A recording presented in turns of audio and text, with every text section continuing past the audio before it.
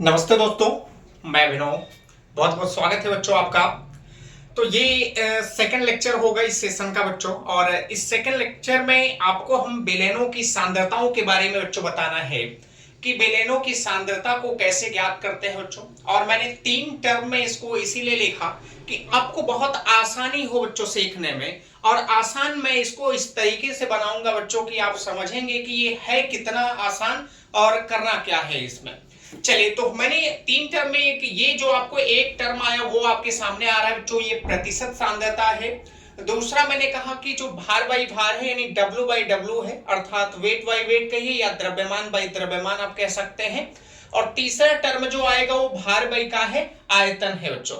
तो भार बाई आयतन, उसके बाद भार बाई भार है, और यहाँ प्रतिशत सांद्रता है।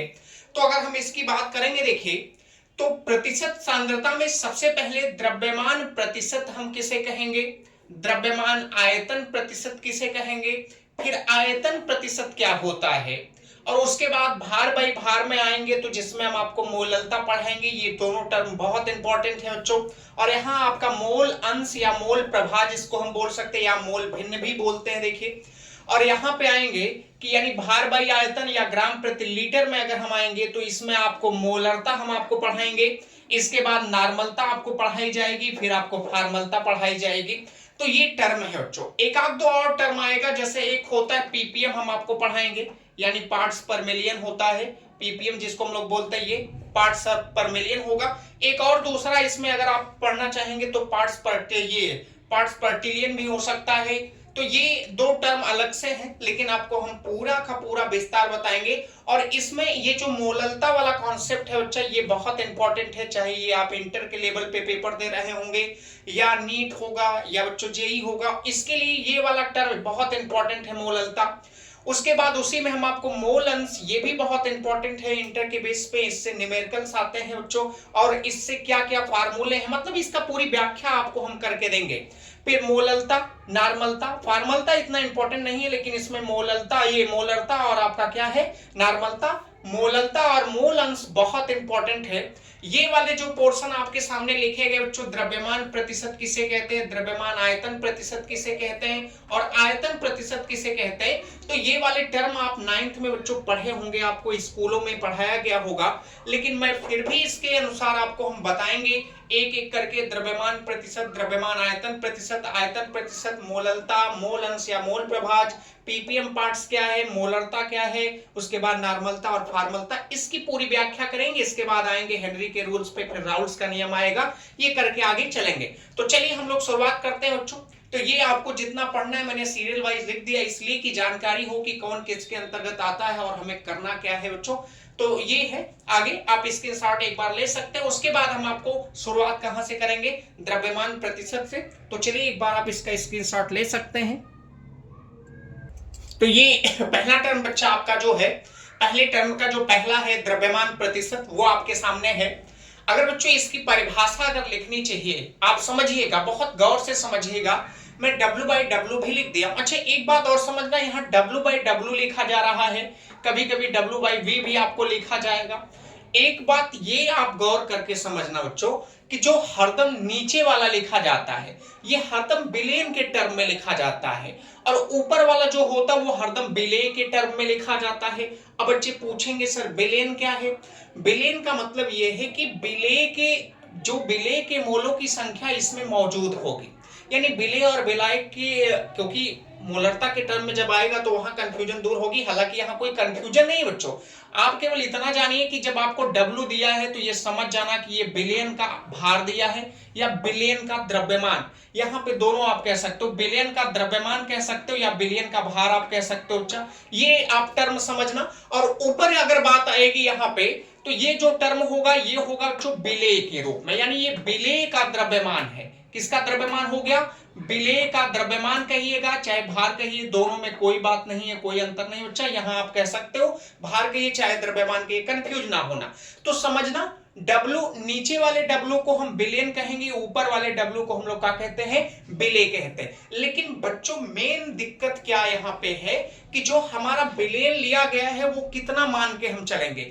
देखिए, जब तक आप 100 यानी जब तक परसेंट की बात आएगी, प्रतिशत की जब तक बात आएगी, तब तक हम अधिकतम कै प्रतिशत मान के चल सकते हैं? 100%। समझना, गौर से बच्चों ध्यान देने वाली बात यह है कि जब भी हम प्रतिशत की बात करेंगे तो इसका मतलब यह है कि जो हमारा बिलियन होगा वो हम कितना मान के चलते हैं? 100% मान के चलते हैं। अगर ये 100% हम मान के चलेंगे, लेकिन यहां हमें W बाई क्या दिया है? W दिया है, तो भार बाई भार है, तो जब हम परसेंट को हटाएंगे तो मात्रक में यहां हम ग्राम लिखेंगे। क्या लिखेंगे बच्चों? ग्राम लिखेंगे मात्रक में। यानी जो हमारा बिलियन होगा, यहां पे जब तक प्रतिशत का नाम आएगा, वो चाहे बिलियन भार के टर्म में होगा, चाहे वो बिलियन आयतन के टर्म में होगा, हम वहां 100 मानेंगे। अगर हमें भार के टर्म में होगा तो यहां ग्राम लिखेंगे, अगर वो आयतन के टर्म में होगा तो यहां 100 ml लिखेंगे। ये आप जान के चलना है बच्चों। तो चलिए इसकी अगर हम परिभाषा लिखें, क्योंकि W बाई W है लेकिन परसेंट लिखा है, मैंने कहा परसेंट देखते ही समझ जाना कि यहां कितने की बात करनी है? 100। यानी 100 ग्राम का हमारा बिलियन है। कितने का बिलियन है बच्चों? 100 ग्राम के बिलियन में सीधे सीधे मैं लिख दे रहा हूं बच्चों, थोड़ी राइटिंग गड़बड़ है तो आप समझ लेना राइटिंग के बारे में। तो 100 ग्राम के बिलियन में उपस्थित, 100 ग्राम के बिलियन में उपस्थित बिले का भार, बिले का क्या हो जाएगा? भार। वो भी किस टर्म में होगा बच्चों? वो भी हम मान लेते हैं ग्राम में। जो बिले का भार यानी 100 ग्राम बिलियन में उपस्थित बिले का जो भार होता है, वही उस बिलियन का क्या कहलाएगा? वही उस बिलियन का बिलियन यानी आपका द्रव्यमान प्रतिशत। तो लिखेंगे 100 ग्राम के बिलियन में उपस्थित बिले का भार उस बिलियन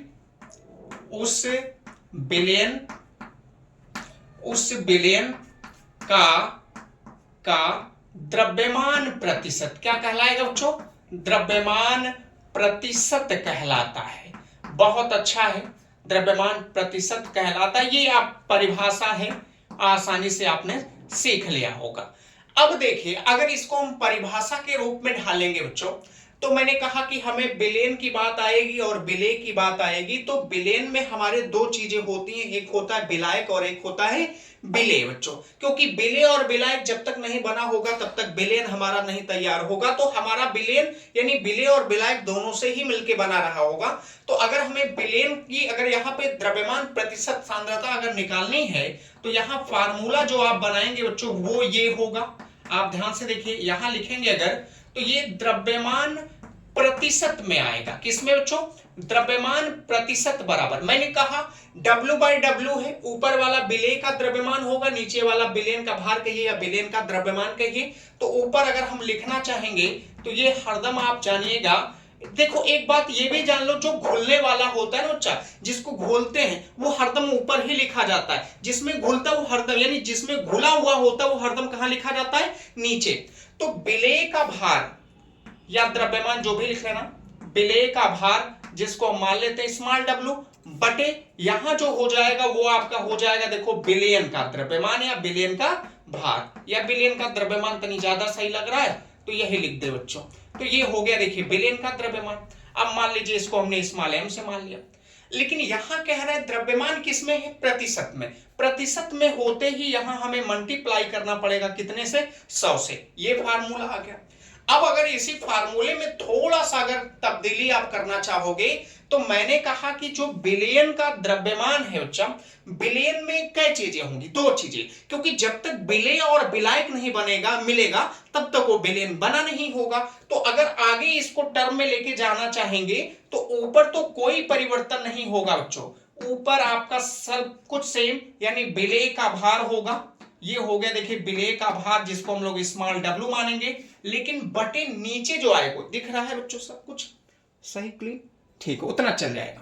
अब देखिए बिले का जो भार है ऊपर हो गया, मैंने कहा बिलियन का द्रव्यमान, बिलियन के द्रव्यमान में दोनों द्रव्यमान आ जाएंगे, अर्थात बिले प्लस बिलायक का द्रव्यमान। यहां अगर लिखना चाहोगे तो ये हो गया, देखो बिले और प्लस किसका बच्चों? बिलायक। यहां लिख सकते हैं आप लोग बिले प्लस बिलायक का द्रव्यमान, नीचे लिख दे रहा हूं द्रव्यमान, और प्रतिशत में है तो यहां आप गुणे कितना लिखेंगे? 100 लिख देंगे। ये भी फार्मूला हो सकता है, लेकिन अगर मान लीजिए कभी कभी क्या होता है कि किस टर्म में वो पूछ रहा है, कभी कभी विलेय का द्रव्यमान प्रतिशत पूछेगा आपसे, कभी कभी विलायक का द्रव्यमान प्रतिशत बच्चों पूछेगा। अगर मान लीजिए मैं दो टर्म, जैसे मान लीजिए कि यहाँ पे एक छोटा सा मैं पात्र बना लिए, इतना बड़ा पात्र बोर्ड पे नहीं बनाएंगे, छोटा सा, इसमें ए घटक एक ठो है और मान लीजिए दूसरा घटक बी है। अगर हमें ए घटक और बी घटक की बात कह रहा है तो यहाँ पे ए घटक को हम मान लेते हैं कि ये विलेय है बच्चों, ए घटक का है, विलेय है, और दूसरा जो घटक है वो आपका मान लीजिए क्या हो गया, विलायक। तो किस घटक का वो पूछ रहा है ये भी मैटर करेगा बच्चों।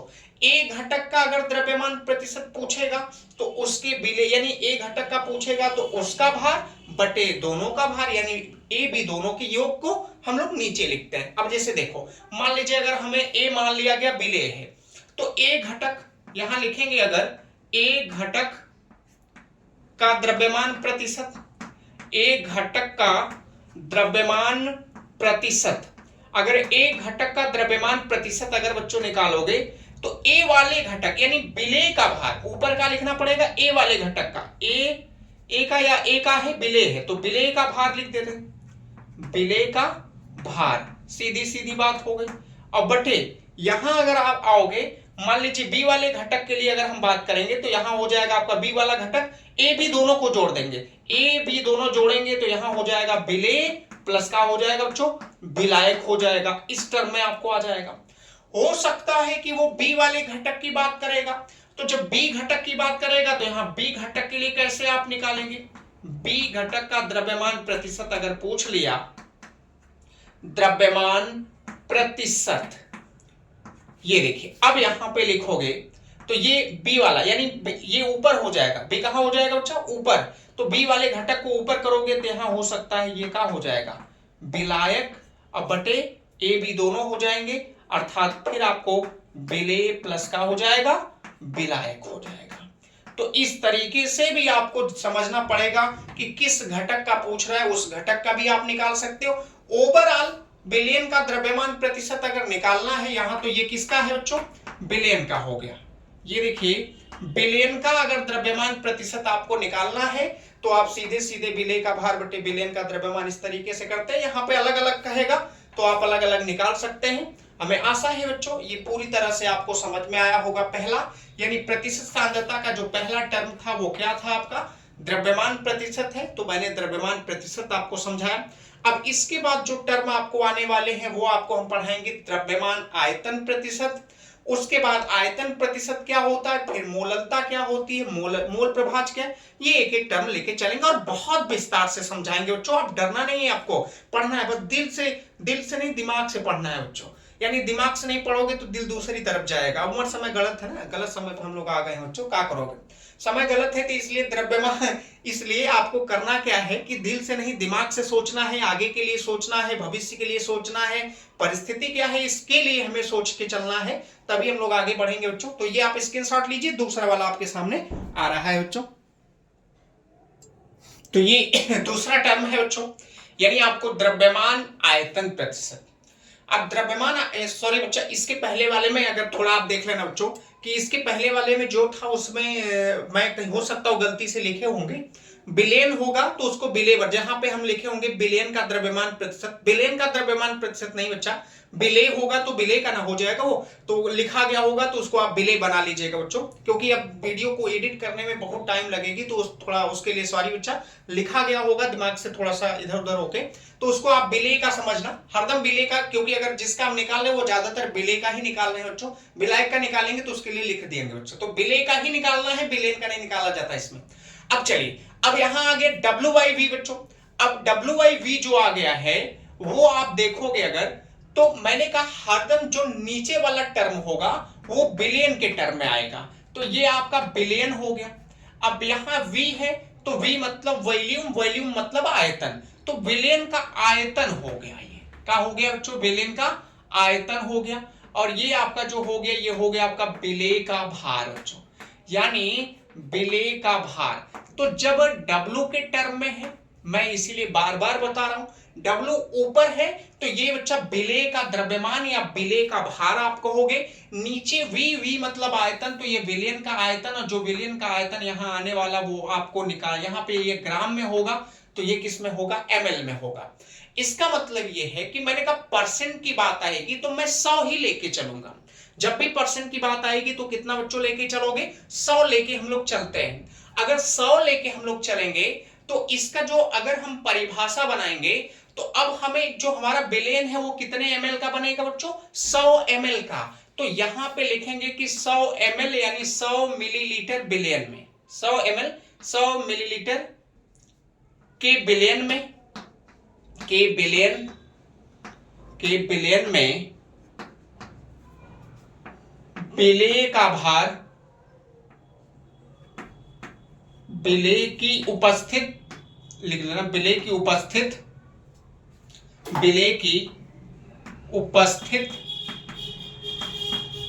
मात्रा, विलेय की उपस्थित मात्रा, मात्रा मतलब भार से, किसमें लिखोगे बच्चा, ग्राम में। विलेय की उपस्थित मात्रा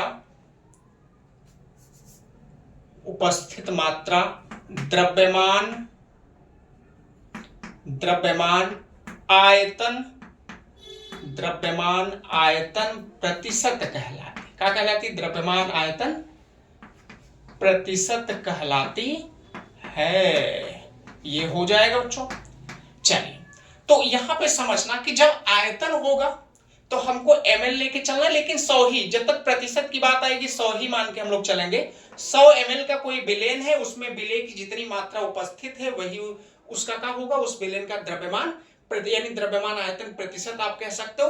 अगर इसका हम फार्मूला निकालेंगे तो फार्मूला का होगा विलेय का द्रव्यमान आयतन प्रतिशत। किसका बच्चों, यहीं पे वहां पे गलती हो गई है, थोड़ा सा बच्चा वहां विलेन कर लिया गया तो उसको आप विलेय कर लीजिएगा और कोई बात नहीं है। तो ये हो गया विलेय का द्रव्यमान आयतन प्रतिशत। क्या बच्चों, विलेय का द्रव्यमान आयतन प्रतिशत, विलेय का द्रव्यमान आयतन प्रतिशत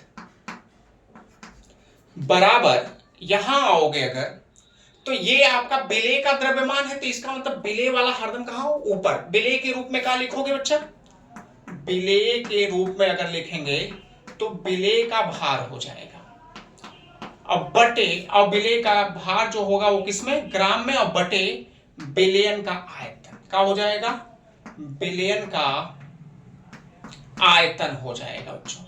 अब जो विलयन का आयतन होगा वो ml में, किसमें, ml में, और परसेंट के लिए 100 लगा देंगे। अब यहां पे आएगा तो ये जैसे विलेय का भार बटे विलयन का आयतन, और ये ml में होगा, गुणे का हो जाएगा 100, ये निकल के आपके सामने आ जाएगा बच्चों। तो ये जो आपके सामने लिखा गया किसका, हाँ ये है कि यहां भी आपका विलेय और का हो सकता है विलायक। अगर टर्म चेंज करना चाहेंगे तो ये इस तरीके से भी आप लिख सकते हैं, यानी ये हो जाएगा विलेय का भार। ये सब 9th में है बच्चों, जो बच्चे नहीं पढ़े होंगे ना, ये सब बहुत छोटी छोटी बातें छोटे छोटे क्लासों से ही ये चली आ रही हैं, लेकिन बच्चों को ना पढ़ने के नाते इतनी दिक्कतें हो रही बच्चों कि अब बताइए कि अब बड़ा टीचर जो भी होगा, जैसे ऊपर के लेवल के जो टीचर होते हैं तो वो समझते हैं कि जब नीचे बच्चा पढ़ के ही आया है, लेकिन लोग पढ़े नहीं रहते, बड़ी दिक्कतों का सामना बच्चों करना पड़ रहा है। तो ये विडंबना है आप लोग की कि आप लोग सही ढंग से नहीं पढ़े, या तो सही टीचर से आप लोग नहीं पढ़े। तो पढ़ने की बात है, समझने की बात। ये देखिए बहुत हाई फाई भी टीचर नहीं, ऐसा ना हो कि आप समझिए, नाम से आपको अगर जाना होगा तो कोई इसका मतलब नहीं होता, रीजन नहीं निकलता बच्चा। नाम टीचरों का है, लेकिन वो क्या पढ़ा रहे हैं इस पे भी आपका गौर होना चाहिए। अब समझदार बच्चे जो होते हैं, वो कुछ बच्चे तो ऐसे होते हैं कि चलिए कोचिंग खुल गई है, सब कुछ सिस्टम चल रहा है, चलिए चलते हैं, कोई दिक्कत नहीं, घर से 50 किलोमीटर दूर है, वो कोचिंग चले जा रहे हैं, लेकिन क्या पढ़ के आ रहे हैं इसका कोई मतलब नहीं निकल रहा है। तो जहां भी आप पढ़िए, मिल आपको क्या रहा है वो आपको गौर से समझना चाहिए। तो चलिए बच्चा, ये हो गया विलयन। विलयन मैंने कहा विलेय और किससे मिलके बना होगा, विलायक से। तो ये आपका हो गया विलेय प्लस विलायक का आयतन। विलेय प्लस किसका, विलायक का आयतन हो जाएगा, और गुणे 100 है तो आप 100 लिखेंगे ही। विलायक का आयतन वो भी ml, ये तो मान लीजिए पूरा विलेन है तो ml में रहेगा ही, लेकिन विलेय प्लस विलायक का आयतन और गुणे यहाँ का हो जाएगा बच्चों 100 हो जाएगा। तो ये आपका कौन सा फार्मूला निकल के आ गया है, द्रव्यमान आयतन प्रतिशत।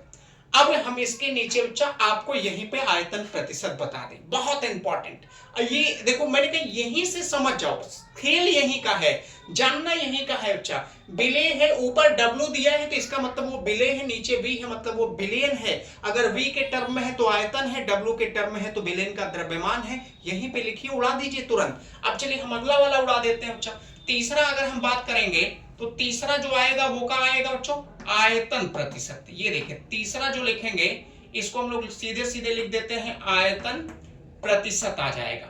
अब आयतन प्रतिशत में आपको दोनों v बाई का होगा, v टर्म आएगा। और v बाई v टर्म अगर आ रहा है ऊपर, अब यहां अगर आपको देखोगे बच्चा v आ गया तो v बाई v का मतलब अब बिले का भार नहीं रह जाएगा। w था तो भार था, लेकिन अब v आते ही आप समझ जाना कि ये क्या हो जाएगा, आयतन का टर्म आ गया है। तो इसका मतलब v आपका विलेय का आयतन है और v विलेन का आयतन है। तो विलेन का आयतन, विलेय का आयतन दोनों आयतन है बच्चों। अब कितना आसान, अभी मैंने कहा परसेंट लग रहा है, जब तक परसेंट लगेगा 100 ही मान के आपको चलना है। अगर 100 मान के चलना है बच्चों तो हम लोग क्या करेंगे कि यहाँ 100 ml लिखेंगे। यहीं पे चाहते तो ये द्रव्यमान प्रतिशत परिभाषा ये देखो बन जाएगी, बहुत आसानी से बन जाएगी, कुछ करना ही नहीं है बच्चा। मैंने नीचे लिख दिया, चलो अभी फार्मूला इसका बनाएंगे तो इसके टर्म में आएगा ही। तो यहाँ पे अगर देखेंगे तो मैंने कहा आयतन प्रतिशत, बस यहाँ W बाई W नहीं, अब V बाई का हो जाएगा, V हो जाएगा। और अभी ये 100 ml, मैंने कहा प्रतिशत आयतन 100 ml, बिलियन में बिले की उपस्थित मात्रा नहीं होगी, बिलियन में बिले की उपस्थित, ये बिलियन में बिले का उपस्थित आयतन हो जाएगा बच्चे। यहाँ पे एक सेकंड, ये मात्रा की जगह पे उपस्थित आयतन लिख सकते हो, कोई बात नहीं, क्या हो जाएगा आयतन। और आयतन होगा तो ये भी किसमें होगा, ml में। तो दोनों आयतन हो गए, उसको हम लोग द्रव्यमान प्रतिशत नहीं कहेंगे, क्या कहेंगे, आयतन प्रतिशत। यानी 100 ml बिलियन में उपस्थित बिले की जो बिले का जो आयतन है वही उस बिलियन का आयतन प्रतिशत कहलाता है। और अगर इसका यानी हमें आयतन प्रतिशत निकालना है तो यहाँ बिले का आयतन प्रतिशत निकालेंगे तो यहाँ बिले का भार नहीं रह जाएगा, क्या हो जाएगा, बिले का आयतन हो जाएगा। और अगर ये बिले का आयतन हो जाएगा तो ये ग्राम के जगह पे आप किसका यूज करोगे, ml का, बाकी सब सही है। यहां भी आयतन, ये क्या हो जाएगा, बिले का आयतन, बिले का आयतन, और ये ग्राम के जगह पे क्या हो जाएगा, ml। यही है बच्चा, आप समझ सकते हो।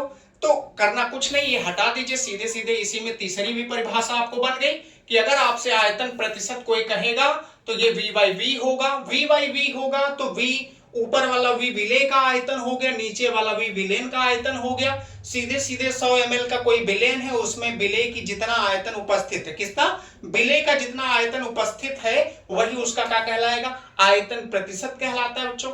अब अगर हमें विलेय का आयतन प्रतिशत निकालना होगा तो ऊपर वाले को ऊपर विलेय का आयतन बटे बिलियन का आयतन, और प्रतिशत है तो गुणे 100 हो गया। मैंने कहा जो बिलियन का आयतन होता है उसको अगर हम चेंज करेंगे तो बिलियन का आयतन बराबर हो जाएगा विलेय का आयतन बटे विलायक का आयतन, और विलेय और विलायक का आयतन है तो यहाँ पे लिख दिया गया है आयतन, और गुणे का हो जाएगा 100। तो ये अगर मान लीजिए दो, कभी कभी का होता है विलायक का भी पूछ लेता है, तो दो घटक होंगे विलेय, जैसे द्रव्यमान प्रतिशत में दो घटक थे वैसे इसमें भी हो सकते हैं, तो आप कर सकते हो। बहुत आसान था, मैंने इसका निपटारा कर दिया। पहला पोर्शन था जो कि द्रव्यमान प्रतिशत, द्रव्यमान आयतन प्रतिशत और आयतन प्रतिशत, ये आपके सामने बच्चों आया और ये हो भी गया है। अब शुरुआत होगी दो बहुत बम्पर टॉपिकों की, और वो आपका होगा भार बाई भार, अर्थात हमें पढ़नी है मोलनलता और पढ़ना है मोल प्रभाज। कहीं नहीं जाना है, बहुत गौर से पढ़ना है। ये दो हेडिंगों को हम ऐसा पढ़ाएंगे बच्चों कि आप भी याद करेंगे। बहुत सारे फार्मूले आएंगे, ऐसे बहुत से फार्मूले आपके सामने हम ऐसे ऐसे लेके आएंगे कि जिन्हें आप न्यूमेरिकल जो बहुत टफ लगते हैं ना, वो आप उस फार्मूले पे रख दीजिए, आपका सीधे आंसर देके चले जाएंगे। मोल प्रभाज के टर्म में हो जाएंगे, आपको विलेय के टर्म में हो जाएंगे, विलेय प्रतिशत में दिया होगा तो कैसे करेंगे, ये सभी टर्मों में हमको बताएंगे। और ये भी आपको जानकारी होने वाली है बच्चा कि पूछ सकता है कि क्या मोललता ताप पर निर्भर करती है या मोल प्रभास ताप पर निर्भर करती है, तो ये ताप और आयतन पर किस तरह डिपेंड करते हैं, ये सब के बारे में आपको जानकारी मिलने है। तो कहीं नहीं जाना है, आपको जुड़े रहना है। आप इसका स्क्रीनशॉट लीजिए, मैं इसको हटा के बच्चों सेकंड टर्म यानी मोललता पर आता हूं। तो ये बच्चों अगला टर्म है और ये है मोललता। बहुत इंपॉर्टेंट बच्चों, बहुत इंपॉर्टेंट आपके दृष्टिकोण से है, और मैं इसका हिस्सा पोस्टमार्टम करूंगा ना कि ये भी याद रखेगा। चलिए देखा जाए। अब अगर मोललता की बात करोगे बच्चा तो ये भी भार बाई भार के टर्म में आएगा। तो भार बाई भार के टर्म, वहां पे भार बाई भार टर्म जो परसेंट में था, देखिए समझना बच्चों, ये नहीं कंफ्यूज हो जाना। जब प्रतिशत के लिए आएगा तब जो भार बाई भार होगा, जैसे वहां प्रतिशत के लिए था तो मैंने कहा डब्ल्यू बाई डब्ल्यू जो था, वहां आप ऊपर वाले को बिले का भार समझते थे, नीचे वाले किसका, बिलियन का। लेकिन वो प्रतिशत में रहेगा तब ये करना है कि ऊपर बिले और नीचे का होगा बिलायक, ये बिलियन होगा। लेकिन अगर वो मोललता के टर्म में आएगा, अगर वो मोललता के टर्म में आएगा तो भार बाई भार यानी डब्ल्यू बाई डब्ल्यू में अंतर आ जाएगा। ऊपर वाला तो अभी भी मान लीजिए बिले का ही भार है। किसका भार है बच्चों, बिले का भार है, ये समझना। ऊपर वाला बिले का भार होगा, लेकिन अब नीचे वाला जो होगा वो बिलियन नहीं होगा, वो बिलायक हो जाएगा। क्या हो जाएगा, यहाँ पे बिलायक हो जाएगा बच्चों। अब ये हम यहां लिखेंगे, देखिए बिलायक, बिलायक का भार हो जाएगा। और वो भी ये वाला, ये तो ग्राम में होता है मगर ये आपका केजी में होगा। किस में होगा, केजी में। बहुत आसान है, बहुत आसान है बच्चों। यानी ये जो आपको होगा ये डब्ल्यू बाई डब्ल्यू के भी टर्म में आएगा, लेकिन ये प्रतिशत में नहीं है। मैं बार बार कह रहा हूं ये प्रतिशत में नहीं आएगा। अब प्रतिशत में नहीं होगा तो ऊपर वाले को हम बिले का भार वो भी ग्राम में लिखेंगे, लेकिन नीचे वाला जो डब्ल्यू आएगा बच्चों बिलायक का भार आएगा ग्राम में, ये किलोग्राम में। अब अगर परिभाषा लिखना होगा तो हम इस टर्म में क्या परिभाषा लिखेंगे, परिभाषा ये लिखा जाएगा, देखिए ये सॉरी बिले का के मोलों की संख्या, सॉरी गलती हो गई, बिले के मोलों की संख्या होगी, बिले के मोलों की संख्या होगी। समझ जाना, बिले के मोलों की संख्या होती है। अरे अरे अरे अरे कहां मोलों की संख्या होगी जी, ये भार ही रहेगा, बिले का भार, सही उच्चारण, ग्राम में। अभी तो वो चेंज हो जाएगा। चलिए अब देखिए, समझना, कंफ्यूज ना होना। ये ऊपर डब्ल्यू है, मैंने सोचा एन लिखे तो इसलिए बिले का भार ले, मौलिक संख्या समझने लगा। डब्ल्यू है, बिले का भार है, नीचे वाला बिलायक का भार है। अब यहां लिखेंगे तो यहां पे 1 केजी, 1 केजी का मतलब या तो 1 किलोग्राम बिलायक कहोगे या 1000 ग्राम बिलायक कहोगे। यानी 1 केजी लिखो या यहां लिख सकते हो 1000 ग्राम। 1 केजी या 1000 ग्राम दोनों बतियक है। बिलायक में, किसमें बच्चों, बिलायक में, बिलायक में उपस्थित, क्या, बिलायक में उपस्थित बिलेय के मोलों की संख्या में उपस्थित बिलेय के मोलों की संख्या, बिलेय के मोलों की संख्या, संख्या बिलियन की मोललता कहलाती है। बिलियन की मोललता क्या कहलाती है बच्चों, बिलियन की मोललता कहलाती है। आसान नहीं बच्चा, कुछ नहीं करना है, बहुत सिंपल सी भाषा है। ये अभी छोड़ो, दिमाग में ना रखो। ये अभी इस पर आओ। तुम्हें समझना ये है कि चाहे 1 किलोग्राम या 1000 ग्राम बिलायक है, उस 1000 ग्राम बिलायक में बिले की जितनी मात्रा उपस्थित, बिले के मोलों की संख्या, बिले की जितनी मोलों की संख्या उपस्थित है वही उस बिलियन की क्या कहलाएगी बच्चों, वो उस बिलियन की कहलाएगी मोललता। यानी 1 किलोग्राम बिलायक में उपस्थित बिले के मोलों की संख्या उस बिलियन की क्या हो जाएगी, मोललता हो जाएगी। ये आप बहुत गौर से समझना। अब बच्चे यहां पे बिलायक का टर्म लिखा गया, बिलियन का टर्म नहीं लिखा गया। तो कुछ ज्यादातर यहां जल, क्योंकि ये जो होता है ये टेम्परेचर बेस नहीं, ये ताप पर नहीं निर्भर करते हैं। मोल प्रभाज और मोललता जो होती है ताप पर निर्भर नहीं करती, ताप पर निर्भर नहीं करती है तो आयतन पर भी नहीं निर्भर है। तो आयतन ताप दोनों पर अगर नहीं निर्भर करते हैं तो यहां पे क्या होता है कि जहां आयतन होता है ना वहां जल का द्रव्यमान, यानी जल का जहां आयतन होता है वहां जल का द्रव्यमान मान के हम लोग चलते हैं, किसमें, मोललता में। तो जब द्रव्यमान मान के चलोगे तो द्रव्यमान ये माना जाता है कि वो ताप पर डिपेंडेंट नहीं है। अगर आयतन होता तो टेम्परेचर डिपेंडेंट होता, ताप परिवर्तित होता, लेकिन यहां ऐसा कुछ होने वाला नहीं। अंत में अभी लिखूंगा, अभी फार्मूला मैं लिखने जा रहा हूं।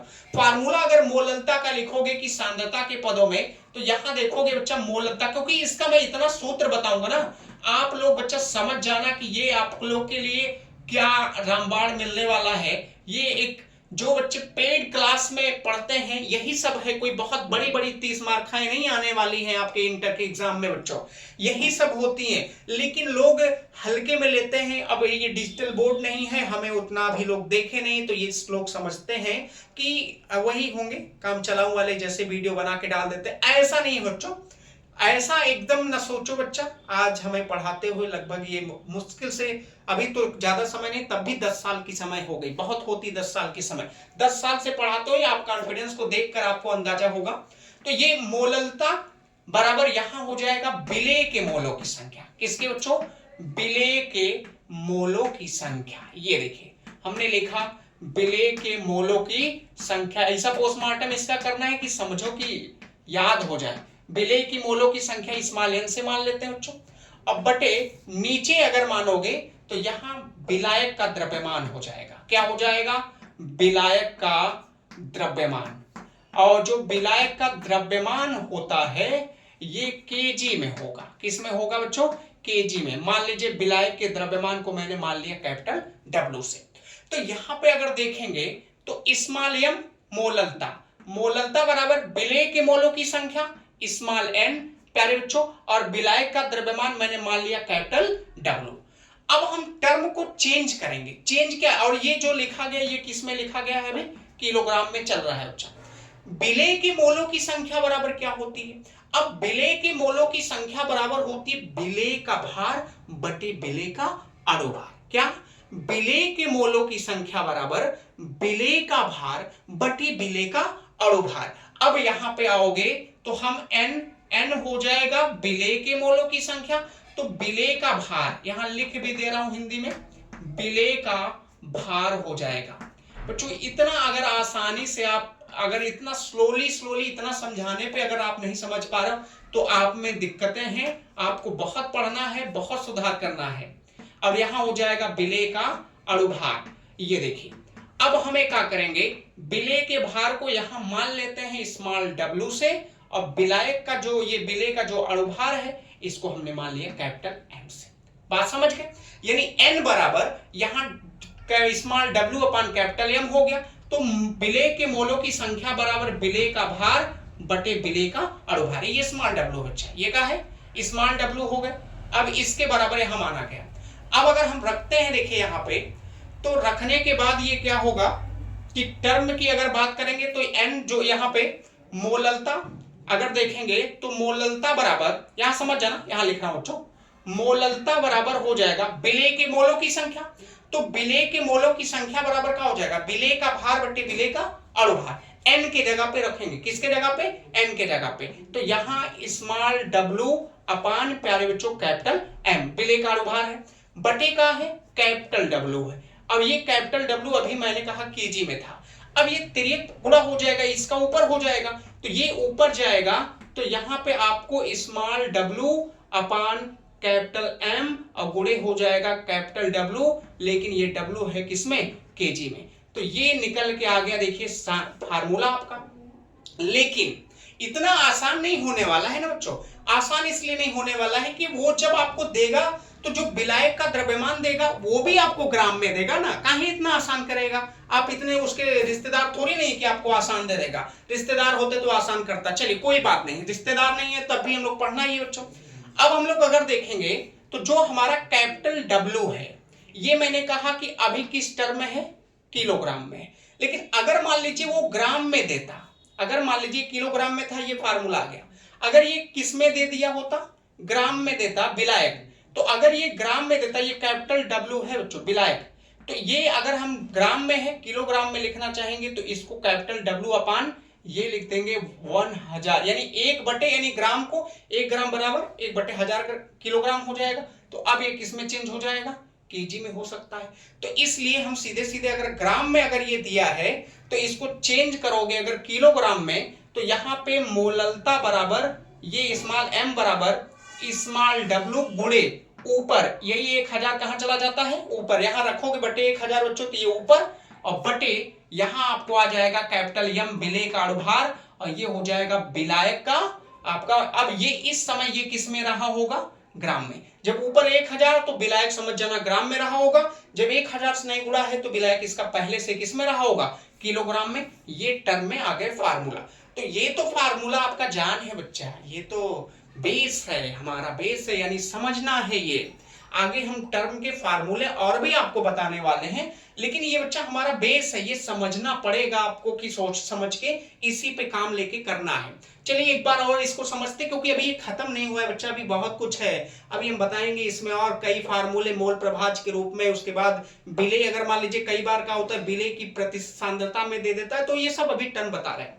अब देखो मोललता में मैंने कहा हमें सीखना क्या है, अगर W/W के टर्म में होता तो ऊपर वाला विलेय का भार होता, नीचे वाला विलायक का भार होता है बच्चा। अब यहां करना क्या है कि 1 किलोग्राम या 1000 ग्राम, 1 किलोग्राम या 1000 ग्राम विलायक में उपस्थित विलेय के मोलों की संख्या, उस विलेयन की समझ जाना कि क्या कहलाएगी, मोललता कहलाती है ये बात। अब मोललता बराबर क्या हो जाएगा, हरदम याद रखना जिसमें घोलना है वो हरदम नीचे होता है, जो आपको जो जिसे घोलना होता है वो हरदम ऊपर होता है। तो विलेय के मोलों की संख्या किसमें उपस्थित है, विलायक के द्रव्यमान, और विलायक वो भी है किसमें, केजी में। फिर हमने लिखा कि स्मॉल एम बराबर यहाँ विलेय स्मॉल एन अपान कैपिटल डब्ल्यू, कैपिटल डब्ल्यू का है विलायक का द्रव्यमान है। फिर हमने कहा विलेय के मोलों की संख्या बराबर होता है बच्चा विलेय का भार बटे विलेय का अणुभार। अब n बराबर स्मॉल w अपान कैपिटल एम, स्मॉल w विलेय का भार है, कैपिटल m जो है बच्चा ये क्या है आपका, ये विलेय का अणुभार है। मैंने यहाँ पे रखा तो इस तरीके से फार्मूला निकल के आया। तो ये जो आया ये किस टर्म में आया, केजी में, इसीलिए ऊपर 1000 से नहीं गुणा है। लेकिन जब कभी कभी विलायक ग्राम में देगा तो हमें क्या करना होगा कि 1000 से ऊपर गुणा कर देंगे और हमारा आंसर आ जाएगा। तो ये मोललता आ गई बच्चा, ये आपका लिखा गया। अब इसके बाद हम लोग क्या करेंगे कि ये देखेंगे कि मोललता टेम्परेचर पर डिपेंड करती है कि नहीं। वैसे करती नहीं है बच्चा, आयतन पर भी नहीं निर्भर करती, इसीलिए तो यहाँ आयतन की जगह किसका यूज किया जाता है, द्रव्यमान का यूज किया जाता है। तो समझना है। चलिए अभी मैं नोट में भी लिखूंगा, उसके बाद कई फार्मूले आपको बताएंगे किसके टर्म बचाएंगे, ये कि जब विलेय सीधे सीधे प्रतिशत में दिया हो तो कौन सा फार्मूला आप यूज कर सकते हो बच्चों, और हो सकता हो कि कभी कभी मोल प्रभाज के टर्म में आता है तब कौन सा फार्मूला यूज करोगे। तो उसके लिए पहले ये आप स्क्रीनशॉट लीजिए बच्चों, तब हम लोग आगे चलते हैं। तो अब ये इसके जो नोट में है बच्चों उस बात को बताते हुए आगे लेके चलेंगे। अभी बहुत सारी बातें इसमें है, फिलहाल चलिए देखते हैं। नोट में आपको ये लिखना है, 1 नंबर क्वेश्चंस आते हैं कि क्या मोललता ताप पर निर्भर करती है। तो सीधी सीधी बात ये लिखनी है कि मोललता द्रव्यमान से संबंधित है, इसलिए ताप और आयतन पर निर्भर नहीं करती। मोललता द्रव्य, या सीधे सीधे लिख देना मोललता ताप तथा आयतन पर निर्भर नहीं करती। सीधी सीधी बात करना है, नहीं करती है, क्योंकि 1 नंबरी क्वेश्चंस पूछे जाते हैं। अगला फार्मूला अब निकलेगा, यहां से सूत्र, कई सूत्र निकालना है, लेकिन बच्चों सूत्र में कुछ मोललता और मोलरता में है तो संबंध हो, जब मोलरता पढ़ा लेंगे तब समझ में आएगा, इसलिए हम पहले मोलरता उसका सूत्र नहीं लिखेंगे। लेकिन इसके टर्म में कुछ फार्मूले हैं। सूत्र ये कई बार क्या होता है कि जो विलेय होता है, जो विलेय का प्रतिशत द्रव्यमान होता है ना, वो प्रतिशत सांद्रता जो है प्रतिशत में दे दी। जैसे विलेय मान लो प्रतिशत में दिया है, अगर कई बार मान लीजिए विलेय का है, विलेय प्रतिशत में दिया है, विलेय प्रतिशत में दिया है, तो मान लीजिए अब जैसे प्रतिशत में विलेय का प्रतिशत जो जो द्रव्यमान है, मान लीजिए जैसे दे दिया ना x%, ये विलेय का मान लीजिए प्रतिशत सांद्रता। तो विलेय की जो प्रतिशत सांद्रता जब दे देगी तो उसके टर्म में क्या फार्मूला हमारे सामने आना है। तो ये थोड़ा जब वीडियो की क्वालिटी में थोड़ी दिक्कत हो रही है, चलिए अब कुछ ठीक है बच्चों। तो मान लीजिए हमारा विलेय प्रतिशत में दिया है, और मान लीजिए जो विलेय प्रतिशत में दिया है, माना यहाँ मान लीजिए जो विलेय प्रतिशत में दिया है वो कितना दिया है, x है। तो अगर हमें सूत्र निकालना हो तो सूत्र निकालने के लिए मोललता बराबर क्या होगा, मोललता बराबर सीधे सीधे समझना है x गुणे यहां लिखना कितना बच्चों 1000, और बटे यहां ये x का है, ये प्रतिशत में जो दिया, यानी x मान लीजिए विलेय प्रतिशत में दिया कितना, मान लीजिए x प्रतिशत दिया है, तो वही मैंने मान लिया कि माना x का है जो विलेय प्रतिशत में दिया तो उसको x मान लिया गया, और यहां हो जाएगा बटे, ये नीचे लिखेंगे तो ये आपको m, ये मान लीजिए हो गया m जो है ये विलेय का अणुभार है, m का है बच्चों विलेय का अणुभार, विलेय का अणुभार हो गया, ये विलेय का अणुभार हो गया, और गुणे यहां हो जाएगा 100 माइनस x, यानी एक ये फार्मूला आ गया। और ये फार्मूला बच्चों को लगाने में बहुत आसान कर देगा कि जब विलेय प्रतिशत में पहले से दिया है और मोललता पूछ रहा है तो आप काहे इतना झमेला लगाओगे, इतना पूरा बेसिक जाओगे, ना जाओ ना, आप सीधे प्रतिशत में जो दिया है x गुणे 1000 करिए, बटे विलेय खुद ही यह दिया होगा। आप जैसे मान लो H2SO जैसे कह दिए ना कि H2SO4 जो दिया है वो कितना दिया, मान लीजिए 20%, तो H2SO 20% दिया है, वो कहीं ना कहीं घोला होगा, तो इसका मतलब जो 20% दिया वो x दिया है, और जो आपको x दिया है x आप मान रख दीजिए, और x यानी 20% H2SO4, तो H2SO4 विलेय का काम करेगा, उसका अणुभार निकाल कर रख दीजिए, आप आंसर आ जाएगा। दूसरा, कभी कभी विलेयता के टर्म में आ जाता है, तो कभी कभी जो विलेयता के टर्म में आता है तो क्या करोगे, विलेयता के टर्म में अगर आ गया तो मोललता बराबर एक और फार्मूला यहां लिख दे रहा हूं, विलेयता के टर्म में विलेयता गुणे 10 कर लेना, विलेयता गुणे का हो जाएगा 10, और बटे नीचे आओगे यहां पे विलेय का अणुभार, यहां का हो जाएगा विलेय का अणुभार, ये दूसरा फार्मूला है विलेय का अणुभार। ये देखिए दूसरा आ गया, एक और फार्मूला आपके सामने आ गया। पहला जब मैंने कहा विलेय किसमें दिया हो, प्रतिशत में दिया हो, जैसे x प्रतिशत दे देता ना तो वही उस पे टर्म में लगाओ। अगर कभी कभी विलेयता दे दी जाती है तब आपको क्या करना है, कभी कभी मोल प्रभाज के टर्म में आता है, तो मोल प्रभाज के टर्म में जब आएगा तो उसको भी आपको लगाना पड़ेगा। तो चलिए मोल प्रभाज के टर्म में हम लोग देखते हैं, यानी लिखेंगे मोल प्रभाज, मोल प्रभाज के टर्म में अगर आप देखना चाहोगे तो इसको देखो, मोललता बराबर सीधे विलेय का मोल प्रभाज, ए मान लिया गया ए का है, विलेय का मोल प्रभाज मान लेना, गुणे 1000, गुणे कितना मान लेना 1000, बटे x भी विलायक हो गया, और गुणे यहां विलायक का अणुभार या मोलर द्रव्यमान, विलायक का अणुभार या मोलर द्रव्यमान, ये देखिए हो गया किसके टर्म में, मोल प्रभाज। ऊपर वाला ये समझ जाना ये का है विलेय, और नीचे वाला जो होगा ये का होगा विलायक दिया है बच्चों। तो ये विलेय और विलायक यानी m बराबर विलेय का मोल प्रभाज गुणे 1000 बटे विलायक, लेकिन ये भी सही बात है कि दोनों एक साथ नहीं आएगा बच्चा, ये कभी दोनों एक साथ नहीं, विलेय और विलायक एक साथ नहीं देगा कि तुमको विलेय भी दिया रहेगा विलायक भी।